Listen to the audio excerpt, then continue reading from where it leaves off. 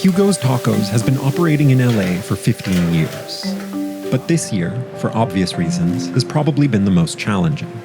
Bill Cohn is the co-owner of 2 dine-in restaurants and 2 taco stands. He had managed to keep the taco stands running after COVID hit, but he recently had to shut them down.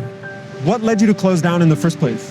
The whole conversation we've been having with customers about masks have been getting meaner and more vitriolic and more personal. They've been confronting our staff. We've just been simply saying, can you please wear a mask?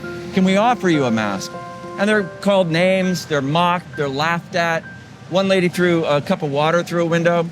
It's a scene we've seen play out across the country. You're coming close to me. At stores.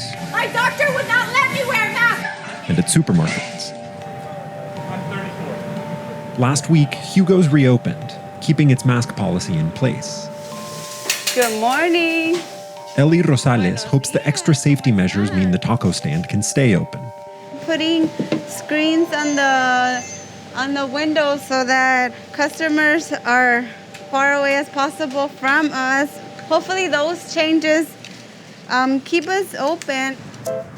But even if mask compliance wasn't an issue, the outlook for the restaurant industry is bleak. The Independent Restaurant Coalition, a trade group analyzing the impact of the pandemic, estimates that 85% of independent restaurants may close permanently.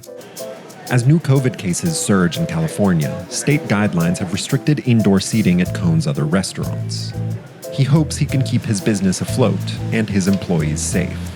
You're in a position where you're reopening in the middle of a firestorm, right? Like a bad situation. I have to gear things back up right in the middle of this. Yeah. So our employees are relying on us to provide income for their families. We need to find a way through this so that they can continue to support their families.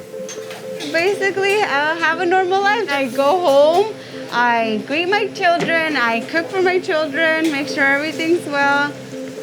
Oh, what's the name, Alex?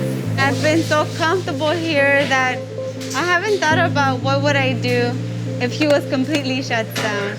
So there's a cost to reopening a business that's greater than just keeping a business open. Can you at least give us a ballpark for how much this has cost you? We're probably talking about somewhere in the neighborhood of, I'd say, between $20,000 and $50,000 in order to adapt to this. Did you get a small business loan or any other kind of help from the government to handle this situation? We did get a small PPP loan in the early weeks of the COVID that did help us get through the first couple of months. Staying open as best you can and in a way just pretending you don't have a landlord or a loan was really the early strategies. And now, going forward, we really need some coordinated effort to help both the citizens and the businesses survive this.